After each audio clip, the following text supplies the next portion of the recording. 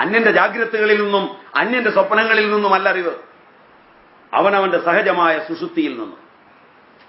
വാസനാ ഉൽപ്രേരിതങ്ങളായിരിക്കുന്ന ലോകങ്ങളെ സൃഷ്ടിക്കുന്നത് അവനവനാണ്. ഇന്ദ്രിയജനിത അനുഭവങ്ങൾ അത് ജാഗ്രതാണ്. ഇന്ദ്രിയജനിത അനുഭവ ഉൽപ്പന്ന വാസനകൾ അത് സ്വപ്നമാണ്. ഇന്ദ്രിയജനിത വാസന ഉദ്ബുദ്ധ സൂക്ഷ്മ ശരീരത്തിന്റെ താതാത്മ്യത്തിൽ വെച്ചാണ് സ്വപ്നമുണ്ടാകുന്നത്. ശ്രദ്ധിക്കുക, ഇന്ദ്രിയജനിത അനുഭവ ഉൽപ്പന്ന സ്ഥൂല ശരീര താതാത്മ്യമാണ് ഈ ജാഗ്രത ലോകം. എന്റെ ഇന്ദ്രിയങ്ങൾ ജനിപ്പിച്ച അറിവുകളാകുന്ന ശബ്ദസ്പർശ രൂപരസഗന്ധാദികൾ ഈ വിഷയലോകങ്ങളോട് ഇണങ്ങുമ്പോഴാണ് ഞാൻ ജാഗ്രത അനുഭവിക്കുന്നത്. അതിന്റെ സ്ഥൂല ശരീരത്തിന്റെ അനുഭവമാണ്. എന്റെ ഇന്ദ്രിയജനിത അനുഭവങ്ങൾ ഉൽപ്പന്നമാക്കുന്ന വാസനകൾ അവിടെ കിടക്കും. എന്ന് പറഞ്ഞാൽ, വീട്ടില് ചേർത്തലയായതുകൊണ്ട് മത്തി, മറ്റു സ്ഥലങ്ങളാണെങ്കിൽ നല്ല രസം, അത് വെച്ച കൽച്ചട്ടി ഉണ്ടാവും. അതിനകത്ത് പിന്നീട് കാപ്പി തിളപ്പിച്ച് നോക്കുക, നല്ലപോലെ വിമ്മിട്ട് കഴുകിയിട്ട്. ആ കൽച്ചട്ടി നന്നായിട്ട് വിമ്മിട്ട് കഴുകിയിട്ട് രസം വെച്ച കൽച്ചട്ടിയിൽ കാപ്പി തിളപ്പിക്കുക, രസത്തിന്റെ ടേസ്റ്റ് ഉണ്ടാവും. മറ്റതിന് മീന്റെ മണവും ചുവയൊക്കെ ഉണ്ടാവും. അതുപോലെ ഇന്ദ്രിയജനിത അനുഭവങ്ങൾ ഉൽപ്പന്നമാക്കിയ വാസന, ആ രസം, അത് ഈ ശരീരത്തിൽ പറ്റിപ്പിടിക്കും. അനേക ജന്മജന്മാന്തരങ്ങളുടെ 1000 GB ജിഗാ ബൈറ്റ്സ് ഇതിനെ ഉൾക്കൊള്ളാനായിട്ട് കപ്പാസിറ്റി ഉണ്ടെങ്കിൽ അത്രയും നിറഞ്ഞു ഈ ജന്മത്തിൽ. പകുതിയായപ്പോഴേക്ക് അത് മുഴുവൻ ഡിലീറ്റ് ചെയ്തിട്ട് പുതിയത് ഇതിനകത്ത് കയറ്റി, ഹാർഡ്വെയറിൽ പുതുത് കയറ്റി, വീണ്ടും അത് കളഞ്ഞു, വീണ്ടും കയറ്റി. അങ്ങനെ 7 പ്രാവശ്യം കളഞ്ഞ് കയറ്റിയാലും ആദ്യത്തത് മുതൽ 7ാമത്തത് വരെയുള്ള മുഴുവൻ സാധനങ്ങളും ശരിപ്പെടുത്താവുന്ന ഒരു സോഫ്റ്റ്വെയറോടുകൂടിയായി ജനനം. കാരണം ഇത് റീസൈക്കിൾ ബിന്നിൽ കൊണ്ട് തട്ടിയാലും, ഇത് ഹിസ്റ്ററിയിൽ നിന്ന് എടുത്ത് ദൂരെ കളഞ്ഞാലും, കുക്കിയെ എടുത്ത് മാറ്റിയാലും ഈ സാധനം ആ സോഫ്റ്റ്വെയർ ഫിറ്റ് ചെയ്താണ് ഒടേ തമ്പുരാനിങ്ങി വിട്ടതെന്നുള്ളതുകൊണ്ട് ഈ വാസനകൾ, ഇന്ദ്രിയജനിത അനുഭവ ഉൽപ്പന്ന വാസനകൾ ഉത്ബുദ്ധങ്ങളാകുമ്പോൾ സ്വപ്നങ്ങൾ ഉണർന്നു വരും.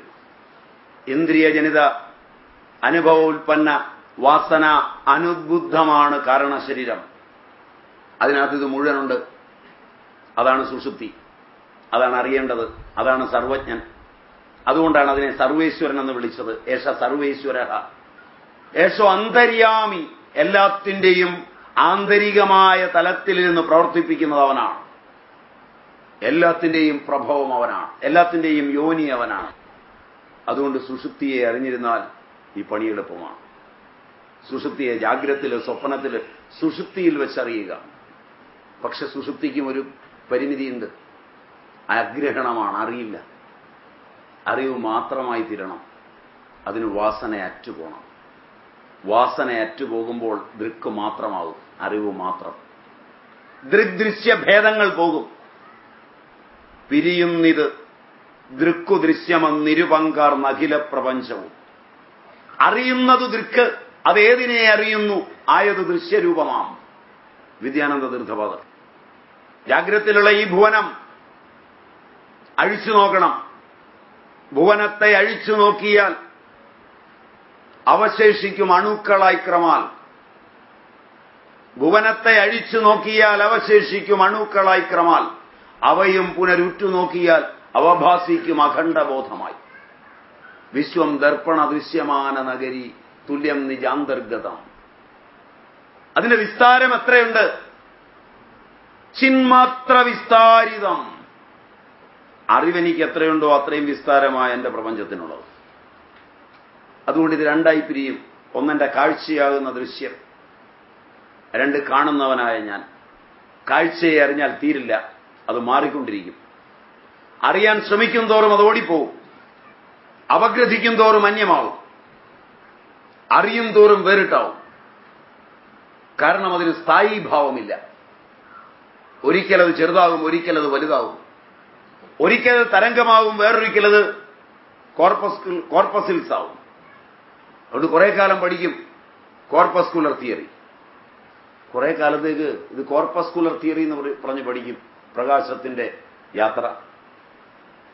കുറച്ച് കഴിയുമ്പോൾ ഉയർന്ന പാഠത്തിലെത്തുമ്പോൾ ആദ്യം പഠിച്ചത് നിഷേധിച്ചിട്ട് പിന്നെ പഠിക്കണം വേവ് തിയറി എന്ന് പറഞ്ഞ് പഠിക്കണം.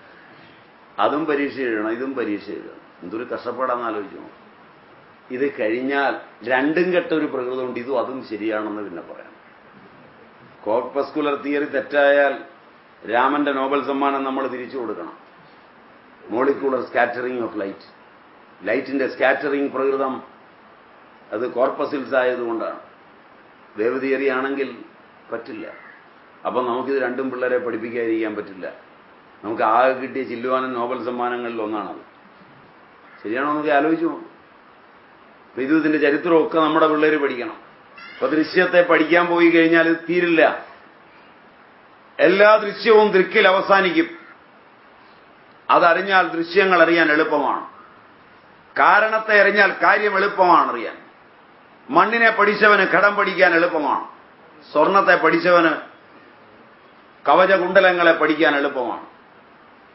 സ്വർണത്തെ പഠിച്ചതുകൊണ്ട് തട്ടാന് ഭ്രമമില്ല. കുണ്ടലത്തെ പഠിച്ചതുകൊണ്ട് നിങ്ങൾ ഭ്രമികളാണ്. ഇവരൊക്കെ കഴുത്തിൽ മാല, വള ഒക്കെ ഇട്ടിട്ടുണ്ട്. മനസ്സിലായില്ല? ഇതിന്റെ ഒന്നും വില തട്ടാനെടുക്കലേക്ക് അങ്ങോട്ട് കൊണ്ടിരുന്നാൽ കിട്ടുകയില്ല. അവൻ അതിൽ നിന്ന് ഇതിന്റെ വിലയെല്ലാം കുറയ്ക്കും. പണിക്കൂലി കുറയ്ക്കും, പണിക്കുറവ് കുറയ്ക്കും, അതായത് ഉരുക്കുമ്പോൾ വരുന്ന കുറവ്. ഇതെല്ലാം കുറച്ചിട്ടൊരു വിലയെ തരുള്ളൂ.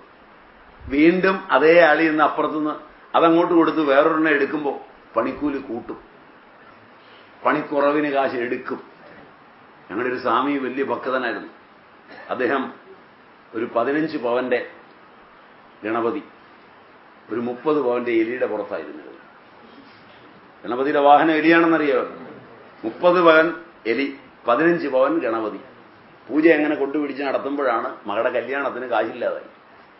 അവൻ ഭഗവാനോട് പ്രാർത്ഥിച്ചിട്ട് പറഞ്ഞു, ഭഗവാനെ തൽക്കാലം ഇതേ വഴിയുള്ളൂ, ഞാൻ കൊണ്ടുപോവാണ്. രണ്ടും എടുത്തോണ്ട് പോയി. അവിടെ ചെന്ന് തട്ടാനെടുക്കെ ചെന്ന് ഗണപതിയെ കൊടുത്തു. എത്രയാ പവൻ? 15 പവൻ. 15 പവന്റെ വില, അതിന്റെ ഷേപ്പിന്റെ ഇതെല്ലാം കുറച്ച് അത് ഉരുക്കിയെടുക്കുന്ന സ്വർണത്തിന്റെ വില കണക്കാക്കി 15 പവന്റെ വില ഇട്ടു. എലിയെ അങ്ങോട്ട് വെച്ചാൽ 30 പവന്റെ വില ഇട്ടു. എലിക്ക് വില കൂടുതൽ.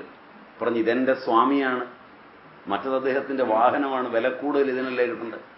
സാബ് പറഞ്ഞു, അതിന് കുഴപ്പമില്ല, മറ്റേന്റെ വിലയങ്ങ് കുറച്ചേക്കാം ഇതിന്റെ താഴോട്ടെന്ന്. കാരണം നിങ്ങൾക്കിത് സ്വാമിയാണ്, എനിക്കിത് സ്വാമിയൊന്നുമല്ല, ഇത് വെറും സ്വർണം. കാഴ്ച മനസ്സിലായോന്നറിയില്ല. അപ്പൊ കാരണമായ സ്വർണത്തെ അറിഞ്ഞവന് ഭ്രമമില്ല.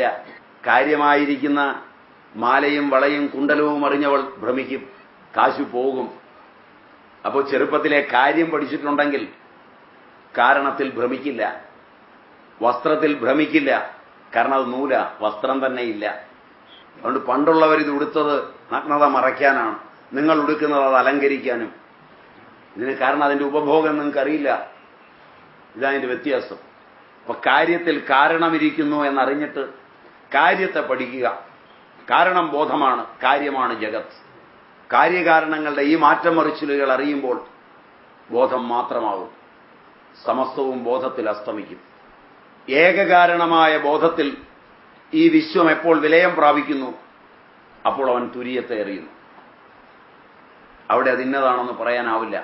അതുകൊണ്ട് ഋഷി ഭംഗിയായി പറഞ്ഞു, ന അന്തപ്രജ്ഞം, ന ബഹിഷ്പ്രജ്ഞം, ന ഉഭയത പ്രജ്ഞം, ന പ്രജ്ഞം ന അപ്രജ്ഞം, ന പ്രജ്ഞാനഘനം, അദൃഷ്ടം, അവ്യവഹാര്യം, അലക്ഷണം, അവ്യപദേശം, ഏകാത്മപ്രത്യയസാരം, ശാന്തം ശിവം അദ്വൈതം, ചതുർത്ഥം മന്യന്തി സ ആത്മാ സവിജ്ഞേയ.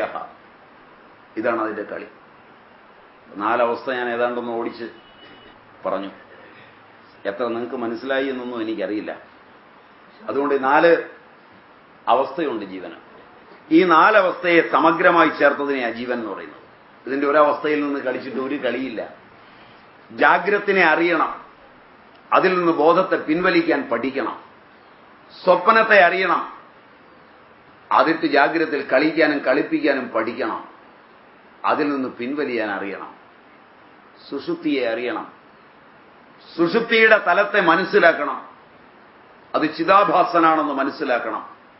സകലതും അവിടെ വെച്ച് ഉപസംഹരിക്കണം. തുര്യത്തിലേക്ക് കടക്കണം. അതിന് നിങ്ങൾക്കിടയാകട്ടെ എന്ന് പ്രാർത്ഥിച്ചു. അത് അനുഭവിച്ചറിയേണ്ടതാണ്. അതുകൊണ്ടാണ് ഞാൻ കൂടുതൽ വിശദീകരിക്കുക. ബാക്കിയെല്ലാം വിശദീകരിച്ചതും തുരീയം വിശദീകരിക്കാത്തതും അത് നിങ്ങൾ കേട്ടുപഠിച്ചാൽ വിൽക്കാൻ തുടങ്ങും. മറ്റതൊന്നും നിങ്ങൾക്ക് വിൽക്കാൻ പറ്റില്ല. കാരണം മറ്റുള്ളവർക്ക് അനുഭവമുള്ളതാണ്. അതുകൊണ്ട് തുരീയം എന്ന് പറയുന്നത് ആധ്യാത്മിക ലോകത്തെ ഏറ്റവും വലിയ കച്ചവട വസ്തുവാണ്. അതിന് ലൈസൻസ് കൊടുക്കരുതെന്നാണ് ഞങ്ങളുടെ പക്ഷം. അത് സ്വയം അനുഭവിക്കേണ്ടതാണ്.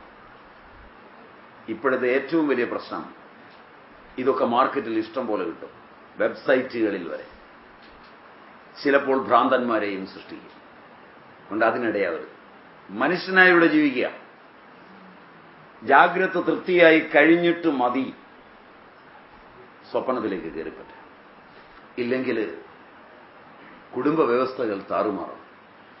ആധ്യാത്മികതയുടെയും രാജനൈതികത്തിന്റെയും ഒക്കെ അതിപ്രസരം ആധ്യാത്മികതയുണ്ടാക്കാവുന്ന ഇന്ത്യൻ കുടുംബ വ്യവസ്ഥയെ താറുമാറാക്കി കഴിഞ്ഞിട്ടു.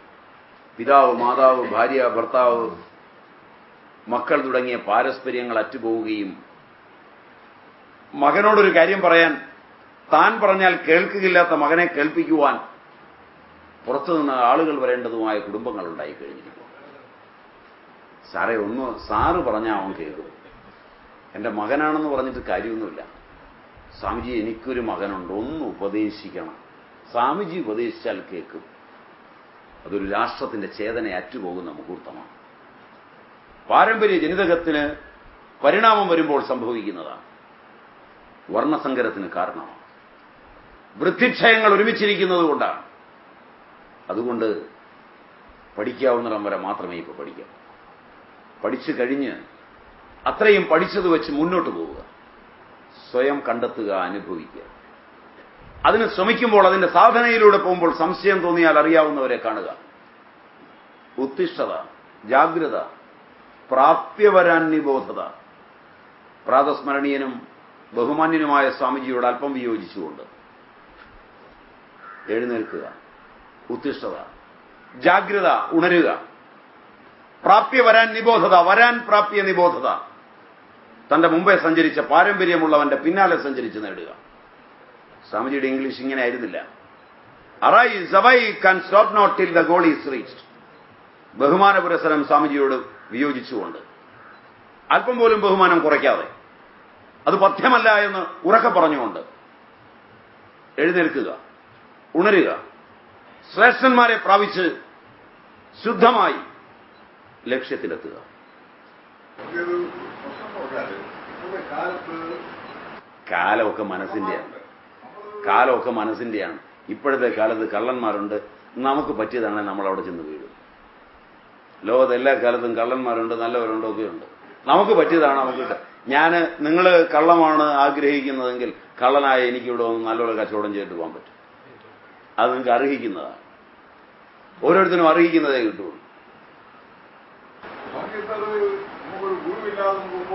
അതുകൊണ്ടാണ് വളരെ വളരെ ഉചിതമായി പറഞ്ഞു എന്നാണ് എനിക്ക് തോന്നുന്നു. ഓരോരുത്തരും അർഹിക്കുന്നതുണ്ട്. ഇത് നോട്ട്. അതുകൊണ്ട് ലോകത്തുള്ളവനെയൊക്കെ കള്ളനായി കാണാൻ തുടങ്ങിയാൽ വിഷമാവും. ലോകത്തുള്ളവനെയൊക്കെ നല്ലവനായി കാണാൻ തുടങ്ങിയാലും വിഷമാവും.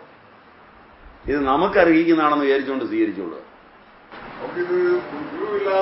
ഞാൻ അങ്ങനെയൊന്നുമുള്ള പദം ഉപയോഗിച്ചില്ല.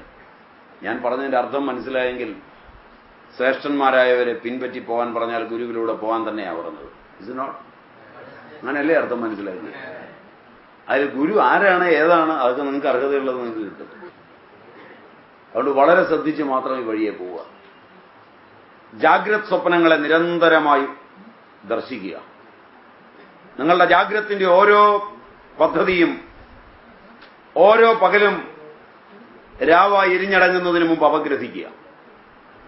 സ്വപ്നങ്ങളെയും സുഷുപ്തിയെ ദർശിക്കാൻ ശ്രമിക്കുക, കടന്നുപോവുക. ഇതാണ് പദ്ധതി. ഇതൊരാൾ എഴുതിത്തന്ന ചോദ്യമാണ്. ഞാൻ പറഞ്ഞ വിഷയങ്ങളോട് ബന്ധപ്പെട്ട ചോദ്യമൊന്നുമല്ല, എങ്കിലും ഒരു ചോദ്യമാണ്. ചന്ദ്രനിൽ ജലം കണ്ടെത്തിയതിനെക്കുറിച്ച് അങ്ങയുടെ അഭിപ്രായം എന്താണ്? എന്റെ അഭിപ്രായത്തിന് വലിയ പ്രസക്തിയൊന്നുമില്ല. ചന്ദ്രനിൽ ജലം കണ്ടെത്തിയത് അതാദ്യം തന്നെ പറയട്ടെ. ചന്ദ്രനിൽ ജലം കണ്ടെത്തി എന്ന് പറയുന്നതിന് എന്റെ അഭിപ്രായത്തിന് പ്രസക്തിയില്ല. പക്ഷെ ചന്ദ്രനിൽ ജലം കണ്ടെത്തിയതൊന്നുമല്ല. ശാന്തോഗ്യം എന്ന് പറയുന്ന ഒരു ഉപനിഷത്തുണ്ട്. സൂര്യനിൽ ജലമുണ്ട്, ചന്ദ്രനിൽ ജലമുണ്ട്. സൂര്യനിൽ അന്നമുണ്ട്, ചന്ദ്രനിൽ അന്നമുണ്ട്. അഗ്നിയിൽ ജലമുണ്ട്, അഗ്നിയിൽ അന്നമുണ്ട്, അഗ്നിയിൽ അഗ്നിയുണ്ട്, സൂര്യനിൽ അഗ്നിയുണ്ട്, ചന്ദ്രനിൽ അഗ്നിയുണ്ട്. സൂക്തം എടുത്ത് നിങ്ങൾക്ക് വായിക്കാം. സൂര്യനിൽ കാണുന്ന കറുപ്പ് സൂര്യനിലെ അന്നമാണ്. സൂര്യനിൽ കാണുന്ന വെളുപ്പ് സൂര്യനിലെ വെള്ളമാണ്. സൂര്യനിൽ കാണുന്ന ചമപ്പ് സൂര്യനിലെ അഗ്നിയാണ്. ചന്ദ്രനിൽ കാണുന്ന വെളുപ്പ് ചന്ദ്രനിലെ വെള്ളമാണ്. ചന്ദ്രനിൽ കാണുന്ന കറുപ്പ് ചന്ദ്രനിലെ അന്നമാണ്. ചന്ദ്രനിൽ കാണുന്ന ചുമപ്പ് ചന്ദ്രനിലെ അഗ്നിയാണ്. അഗ്നിയിൽ കാണുന്ന വെളുപ്പ് അഗ്നിയിലെ വെള്ളമാണ്. അഗ്നിയിൽ കാണുന്ന കറുപ്പ് അഗ്നിയിലെ അന്നമാണ്. അഗ്നിയിൽ കാണുന്ന ചമപ്പ് അഗ്നിയിലെ അഗ്നിയാണ്. തീർന്നില്ലേ? ശകലവും കൂടെ ചോദ്യമായതുകൊണ്ട് ചോദിക്കാത്തൊരു ഭാവം കൂടെ പറഞ്ഞില്ലെങ്കിൽ എനിക്കൊരു സമ്മാനം കിട്ടി. അത് നിങ്ങൾ ചോദിക്കാത്തതാണ്. 60 കഴിഞ്ഞ അമ്മമാർ ആരൊക്കെയോ മുമ്പ് കൈമുക്കിയായിരുന്നു. പോയോ അവരൊക്കെ? ശരിയാണ്. ഒന്ന് ചോദിക്കുന്നതിന്റെ ഉത്തരവെന്ന് പറയണം. അടുക്കളയിൽ പണ്ട് കാലത്ത് പണിയുമ്പോൾ നനഞ്ഞ വിറക കത്തിച്ചിരുന്നത്. പുകയുണ്ടാവും. ഊതി ഊതി കത്തിക്കുമ്പോൾ പുകയുണ്ടാവും. ഈ പുക മൂക്കിലൂടെയും കണ്ണിലൂടെയും വായിലൂടെയും ഒക്കെ അകത്തേക്ക് പോകും. ഇത് കഴിഞ്ഞ് ആഹാരം പാചകം ചെയ്താൽ പിള്ളേർക്ക് ആഹാരം കൊണ്ട് കൊടുക്കുമ്പോഴും ഭർത്താവിന് ആഹാരം കൊണ്ട് കൊടുക്കുമ്പോഴും ഒക്കെ കൊടുക്കുകയല്ലാതെ ആഹാരത്തിന് വിശപ്പുണ്ടാവില്ല. അങ്ങനെ പറഞ്ഞാൽ ശരിയുണ്ടോ? പഴയ ആളുകൾ വെച്ച് വിളമ്പി കഴിയുമ്പോൾ അവർക്ക് ആഹാരത്തിന് വിശപ്പില്ല. മണമടിക്കുന്നതുകൊണ്ടെന്നാണ് നിങ്ങൾ പറയാൻ. ഞാനത് വേറൊരു രൂപത്തിൽ മാറ്റി പുകയടിക്കുന്നത് കൊണ്ട് വിശപ്പില്ല. വിശപ്പില്ല എന്നുള്ള കാര്യം കോമണായി സമ്മതിക്കുന്നു. പാചകക്കാർക്ക് വിശപ്പില്ല. ആ വിശപ്പ് കുറവ് ഗ്യാസ് അടുപ്പുകൾ വന്നപ്പോൾ വിശപ്പുണ്ടായി. അപ്പൊ അത് മണമടിച്ചിട്ടല്ലെന്നുള്ളത് ഉറപ്പായി. അതിന്റെ മണം അങ്ങ് പോയി. അത് ഗ്യാസിന്റെ മണമേ ഉള്ളൂ. മറ്റത് പുകയുടെ ആ അടിക്കുമ്പോഴുണ്ടാകുന്ന വിശപ്പില്ലായ്മ ഗ്യാസിൽ കത്തിച്ചപ്പോൾ അത്രയും വിശപ്പില്ലായ്മ ഇല്ലെന്ന് മാത്രമല്ല, പെണ്ണുങ്ങൾ ആദ്യം കഴിക്കാൻ തുടങ്ങി. എന്റെ ഒരു അന്ധവിശ്വാസത്തിന്റെ കൂടെ നിങ്ങൾ പോരുമോന്നറിയില്ല. താന്ന എടുപ്പാണ്, നല്ല പോലെ പുകയടിക്കും. പുകയടിച്ചു കഴിഞ്ഞാൽ അതെ ഇരുന്ന് ഊതി കത്തിക്കുമ്പോൾ ആ പുക മുഴുവൻ തിന്നുകയാൽ വിശപ്പില്ല, തുമ്മലില്ല, ചീറ്റലില്ല, ഇതൊന്നുമില്ല എന്ന് മാത്രമല്ല നല്ല ആരോഗ്യം. 2 കുടം മുകളിൽ വെച്ച് ചുമക്കാം. വെയിലത്തിട്ടിരിക്കുന്ന നെല്ല് 150 പറയുണ്ടാവും ചേർത്തലയിൽ കൊയ്തുകൊണ്ടിട്ടത്. 1.5 മണിക്കൂർ കൊണ്ട് മഴ വരുന്നു എന്ന് കണ്ടാൽ വാരി പെരയ്ക്കാത്തിടും. ഇതിന്ന് ഒരു കൊട്ട നെല്ല് വാരിയിടുകയില്ല, നനഞ്ഞു പോകും. ചെയ്യലെന്നല്ല ചെയ്യാൻ പറ്റില്ല. ഈസും ചുണയൊക്കെ നാക്കേലേ ഉള്ളൂ, ശരീരത്തിലില്ല. അന്ന് ഈ പണിയെടുക്കാൻ ആരോഗ്യം കിട്ടും. എന്താ കാരണം? അഗ്നിക്കകത്തെ കറുത്ത അംശമാണ് പുക. ആ കറുത്ത അംശം അന്നമായതുകൊണ്ട് അത് ഊതിയ സ്ത്രീ അന്നം കഴിച്ചു കഴിഞ്ഞു. മാവിന്റെ വിറക് കത്തിക്കുന്നു, റബ്ബറല്ല. മാങ്ങയും പ്ലാവിന്റെ വിറക് കത്തിക്കുന്നു, ചക്കയും. ചക്കക്കുരുവും മാങ്ങയും അടുപ്പേ വെച്ചിരിക്കുന്നു. അത് മക്കൾക്ക് വിളമ്പി കൊടുക്കുന്നു. ആ ചക്കക്കുരു ആകാനുള്ളതും മാങ്ങയാകാനുള്ളതുമായ മണ്ണിൽ നിന്ന് വലിച്ചെടുത്ത ആഹാര പദാർത്ഥങ്ങൾ അന്നരൂപത്തിൽ മാവിന്റെയും പ്ലാവിന്റെയും തടിയിലിരിക്കുന്നു. അത് കത്തുമ്പോൾ അത് സൂക്ഷ്മമായ പുകയാകുന്നു. 1 മുതൽ 100 വരെ നാനോമീറ്റർ സ്കെയിലിലുള്ള ആഹാരം. ചക്കക്കുരുവും മാങ്ങയും നാനോമീറ്റർ സ്കെയിലിലല്ല, സ്ഥൂല ആഹാരം. അത് കഴിച്ചാൽ ഉമിനീർ വരണം, അത് കഴിച്ചാൽ വയലു വരണം, അത് ദഹിക്കണം, അത് ഇതര ആഹാരങ്ങളോട് യോജിക്കണം, അത് കുടലിലെത്തണം, അതിനെ വീണ്ടും പചിക്കുവാൻ പാചകവിത്തം വേണം, പ്രാചകവിത്തം വേണം, സാധകവിത്തം വേണം. ആ 5 വിത്തങ്ങൾ ഉണ്ടാവണം. അതിനെ പിന്നെ ദഹിപ്പിക്കുവാൻ ധാതുവിത്തങ്ങൾ വേണം. അങ്ങനെ 13 അഗ്നിയിൽ ദഹിച്ചിട്ട് വേണം ഇത് ആഹാരമായി തീരാൻ. ഇത് നാനോ തലത്തിലുള്ള പുക. അതവൾ കഴിച്ചപ്പോളെ ദഹിച്ചിരിക്കുന്നു. അതവളുടെ ബ്രെയിനിൽ ബോധങ്ങളായി മാറുന്നു. അതവളുടെ കണ്ണിൽ കാഴ്ചകളായി മാറുന്നു. 80 വന്നിട്ടും 90 വന്നിട്ടും തിമിരമില്ല. ഇത് നിങ്ങളുടെ ശാസ്ത്രത്തിന് കണ്ടുപിടിക്കാൻ ഇനിയും 1000 വർഷം കഴിയണം. അതുകൊണ്ട് തള്ള കാല് മുറിഞ്ഞപ്പോൾ അതിൽ നിന്നൊരു പുകയറ എടുത്ത് തേനിച്ചാലിച്ച് ഒന്ന് പരട്ടി. ഒരു സെപ്റ്റിക്കുമായില്ല, അപ്പോഴുണങ്ങി. കവിള് വീർത്ത് പല്ല് വീർത്തപ്പോൾ, പല്ലുവേദന വന്നപ്പോൾ അതെടുത്ത് തേനിപ്പരട്ടി തോര പരട്ടി നീര് വറ്റി പല്ലുവേദന പോയി. ആ പുകയറ എടുത്തു തന്റെ കുഞ്ഞ് മണ്ണ് പൊളിച്ച് തിന്നുന്നു. ആ പുകര എടുത്തു തന്റെ കുഞ്ഞ് അരിവാരി തിന്നുന്നു, മുറം പൊളിച്ചു തിന്നുന്നു, തന്റെ കുഞ്ഞിന്റെ കണ്ണുകൾ വെളുത്തിരിക്കുന്നു, തന്റെ കുഞ്ഞിന് വിളർച്ച ബാധിച്ചിരിക്കുന്നു. ഒന്നുകിൽ അതിന് ഹീമോഗ്ലോബിൻ കുറവുണ്ട്, ഹീമോഗ്ലോബിൻ എന്ന പദം തള്ളയ്ക്ക് അറിയില്ല, അല്ലെങ്കിൽ അതിന് പ്ലേറ്റ്ലെറ്റ് കുറവുണ്ട്, അപ്ലാസ്റ്റിക് അനീമിയ എന്ന് തള്ള പഠിച്ചിട്ടില്ല ഒരു ശാസ്ത്രശാഖയിലും. പക്ഷെ തള്ള ഒന്നറിഞ്ഞു, അതിന് വേണ്ടത് സാധാരണ ആഹാരമല്ല, അതിന് വേണ്ടത് മരുന്നല്ല, അതൊന്നും അത് ദഹിപ്പിക്കില്ല, നാനോ തലത്തിലുള്ള മരുന്ന് വേണം. തള്ള ഓടിച്ചെന്നു, പുകയറ എടുത്തു, ഒരു പിടി വാരിക്കൊണ്ടുവന്നു, ചന്തങ്ങിന്റെ കരിക്ക് മുറിച്ചു, അതിനകത്തേക്കിട്ടു, ഒരു പാത്രത്തിനകത്ത് മണലിട്ട് നിറച്ച് നടുക്കോട്ട് വെച്ച് അടിയിൽ കത്തിച്ചു, അത് വെട്ടിത്തിളച്ചു, ബ്രാൻഡി പോലുള്ള ദ്രാവകമായി കോരി കൊടുത്തു. 4 നേരം കൊടുത്തിട്ട് നോക്കി, വളർച്ച പോയിരിക്കുന്നു. അഗ്നിയുടെ അന്നമാണ് കറുപ്പ്. അഗ്നിയിൽ വെള്ളം വീണാൽ വെളുക്കും. അരി വെട്ടിത്തിളച്ച് താഴോട്ട് വീഴുമ്പോൾ വെള്ള പുകയുണ്ടാവും, അഗ്നി വെളുത്തു പൊങ്ങും. അഗ്നിയുടെ വെളുപ്പ് ജലമാണ്, അഗ്നിയുടെ ചുമപ്പ് അഗ്നിയാണ്. പ്രാചീനൻ പറഞ്ഞിടത്തോളം നിങ്ങളുടെ ഫിസിക്സും കെമിസ്ട്രിയും എത്തിയിട്ടില്ല. അതിനെ കൂട്ടുപിടിച്ച് പ്രാചീനന് ഇത് പ്രമാണമാക്കി ശാസ്ത്രം പഠിപ്പിക്കേണ്ടി വരുന്നില്ല. പ്രാചീനന്റെ അത് പ്രമാണമാക്കി ശാസ്ത്രത്തിന് വേണമെങ്കിൽ വളരാം. അതുകൊണ്ട് ചന്ദ്രനിൽ വെള്ളമുണ്ടെന്ന് പറഞ്ഞു നിന്നല്ല.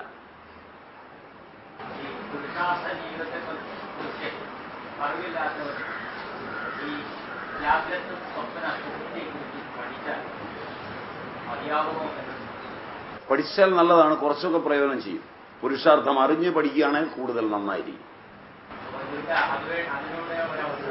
തീർച്ചയായും പുരുഷാർത്ഥത്തെക്കുറിച്ച് അറിയേണ്ടതാണ്. പുരുഷാർത്ഥങ്ങളാണ് ധർമ്മം, അർത്ഥം, കാമം, മോക്ഷം. അവ 2 തരത്തിൽ വ്യാഖ്യാനിക്കപ്പെടും. ഒന്ന്, ധർമ്മം ഒരു വസ്തുവിനെ ധരിക്കുന്നതാണ്. പ്രകർഷേണയുള്ള അർത്ഥനയാണ് പ്രാർത്ഥന എന്ന് പറഞ്ഞാൽ നല്ലതുപോലെ അർത്ഥിക്കുന്നത് പ്രാർത്ഥനയാണ്. എന്ന് പറഞ്ഞാൽ ഏതൊരുത്തനാണോ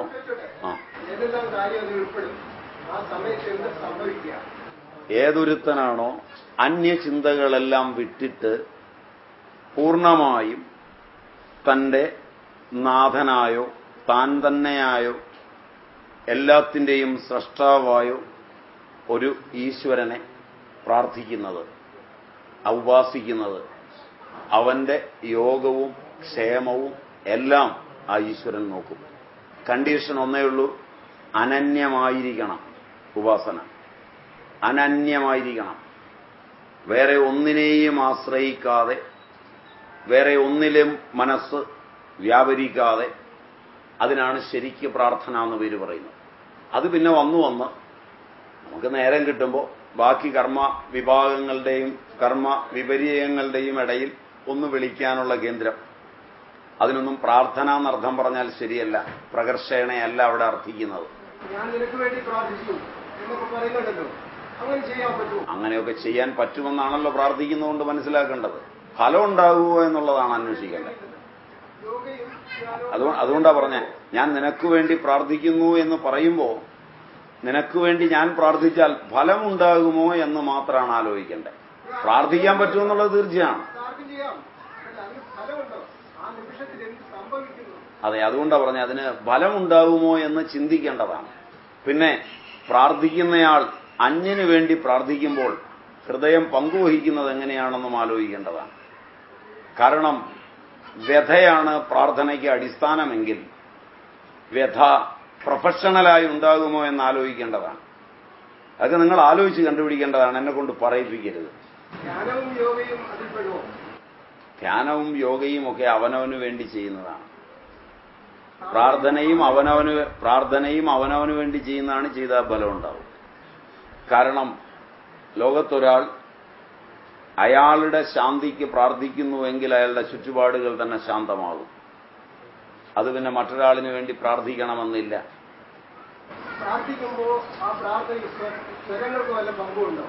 വലിയ പങ്കുണ്ട്.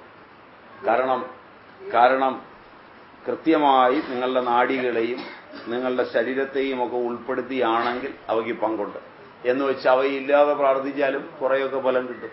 ശരിയായ പ്രാർത്ഥന എന്ന് പറയുന്നത് സ്വരങ്ങളോടുകൂടിയുള്ള പ്രാർത്ഥനയാണോ, അത് കൂടുതൽ സ്വരത്തിലുള്ളതാണോ, അത് വളരെ മന്ദമായ സ്വരത്തിലുള്ളതാണോ? എനിക്ക് ചോദ്യത്തിൽ നിന്ന് എനിക്ക് സംശയം തോന്നിയത്, അതായത് വാക്ക് പുറത്തേക്ക് ഉച്ചരിച്ച് പ്രാർത്ഥിക്കുന്നതാണോ, അതിനാണ് സ്വരം നല്ല ഉപയോഗിക്കേണ്ടത്. സ്വരം എന്ന് പറയുന്നത് ഹ്രസ്വം, ദീർഘം, പ്ലുതം, അനുസ്വാരം, വിസർഗം, അനുനാസികം, അനനുനാസികം, അതുപോലെ തന്നെ ഉദാത്തം, സ്വരിതം തുടങ്ങിയ ശബ്ദശാസ്ത്രത്തിന്റെ തലങ്ങളിലൂടെ എന്നാണ് ഞാൻ ആദ്യം ധരിച്ചത്. അതാണെങ്കിൽ അത് നിർബന്ധമാണ് ശരിയായ പ്രാർത്ഥനയിൽ. അത് ഇപ്പോൾ പറ്റുകയില്ല, കാരണം അത്തരം ഭാഷകൾ നമുക്കറിയില്ല. കഷ്ടിച്ചിപ്പോ അത് ഉപയോഗിക്കുന്നത് മുസ്ലിങ്ങൾ മാത്രമാണ് എന്റെ അറിവിൽ. ബാക്കിയുള്ളവർക്ക് അത്തരം പ്രാർത്ഥനാ തലങ്ങൾ അതിന്റെ ഓദിക്കന്മാരിൽ നിന്ന് കൃത്യമായി പഠിക്കാൻ ഒന്നാമത് നേരെയില്ല, അവരെ വിശ്വാസവുമില്ല. അവർ കള്ളന്മാരാണെന്ന് ചരിത്രം രേഖപ്പെടുത്തുകയും ചെയ്തു. അതുകൊണ്ട് അതിനെ മാറ്റിവെച്ചിട്ട് നിങ്ങൾ പ്രാർത്ഥിക്കുമ്പോൾ ഉറക്കെ പ്രാർത്ഥിക്കുന്നതാണോ, ചുണ്ട് അനക്കി പ്രാർത്ഥിക്കുന്നതാണോ, ഹൃദയത്തിൽ പ്രാർത്ഥിക്കുന്നതാണോ, അത് ഭാഷയെ ആശ്രയിച്ചിരിക്കും. പുറത്തേക്ക് വരുന്ന ശബ്ദത്തിന് വൈഖരി എന്ന് പറയും. വൈഖരി അവിടെ എത്താൻ പര്യാപ്തമല്ല എന്ന് 100 വട്ടം ശാസ്ത്രങ്ങൾ പറഞ്ഞിട്ടുണ്ട്. രണ്ടാമത്തതിന് മധ്യമ എന്ന് പറയും. എന്ന് പറഞ്ഞാൽ നമ്മളുടെ ഭാഷ വൈഖരിയാണ് നമ്മൾ പുറത്തേക്ക് പറയുന്നത്. അത് മനുഷ്യനും തമ്മിലുള്ള സംഭാഷണത്തിന്റെ ഭാഷയാണ്.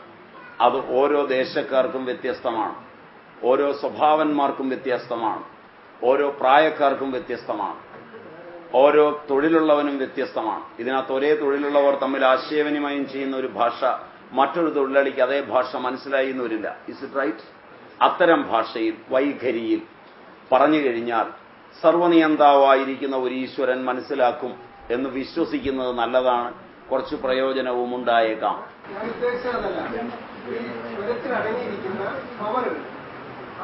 അതുകൊണ്ട് തന്നെയാണ് പറഞ്ഞ സ്വരത്തിലെ പവർ ഉണ്ടാകണമെങ്കിൽ സാർവലൗകികമായ ഹൃദയത്തിന്റെ ഒരു ഭാഷ വേണ്ടിവരും, വൈഖരി പോരാ എന്ന് തന്നെയാണ് പറഞ്ഞത്.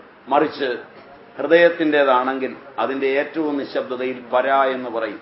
അത് യോഗികൾക്കും അപ്പുറം ചെല്ലുന്നവരുടെ, തന്ത്രയോഗികൾക്കപ്പുറമുള്ളവരുടെ ഭാഷയാണ്. അതിന് സാധനകളൊക്കെ ഒട്ടു വളരെ വേണം. രണ്ടാമത് പശ്യന്തിയാണ്, അത് യോഗികൾക്കേ മനസ്സിലാവൂ. മൂന്നാമത് മധ്യമയാണ്, അത് ഇതൊക്കെ പഠിച്ചവർക്കേ ആവുള്ളൂ. നമ്മുടെ കയ്യിൽ ഇപ്പോൾ വൈഖരി മാത്രമേ ഉള്ളൂ. അതിൽ പ്രാർത്ഥിച്ച് ശീലിക്കുക. പക്ഷേ അത് മറ്റതിന്റെ ഫലം കിട്ടുമെന്ന് വ്യാമോഹിക്കാതിരിക്കുക.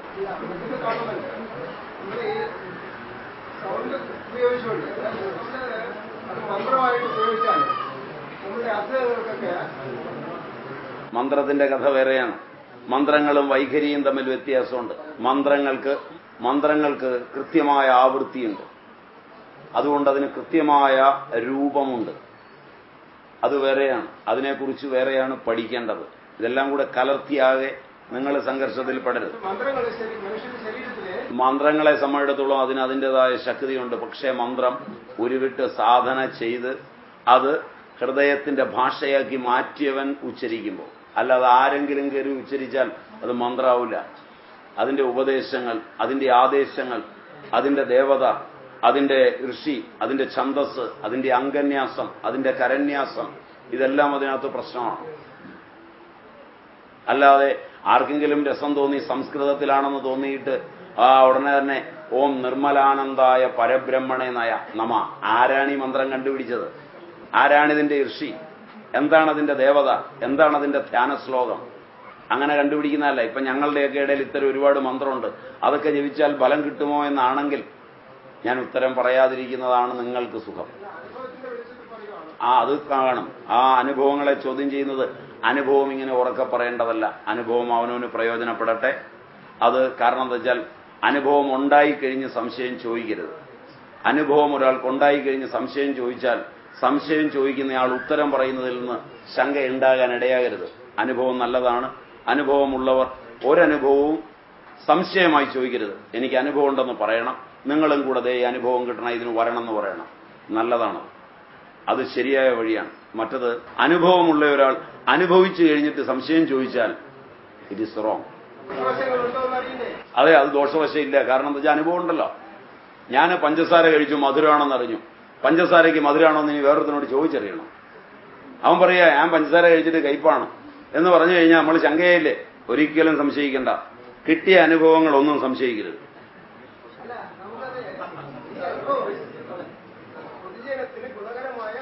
പൊതുജനത്തിന് ഗുണകരമായ അവസ്ഥയ്ക്ക് സംശയമില്ലാത്ത അറിവാണ് വേണ്ടത്. ആ അറിവിന് ഇതാ ഇങ്ങനെയൊക്കെയാണ് ശാസ്ത്രം പറഞ്ഞിരിക്കുന്നത്. പിന്നെ നിങ്ങൾക്കുള്ള അനുഭവം പൊതുജനങ്ങളുമായി പതുക്കെ പങ്കുവെക്കുമ്പോൾ നിങ്ങളുടെ അതേ അന്ധക്കരണമുള്ള ആളുകൾ അത് ഉൾക്കൊള്ളുകയും അവര് അത് ചെയ്യുകയും ചെയ്ത അനുഭവം വരും. അത് നല്ലതാണ്.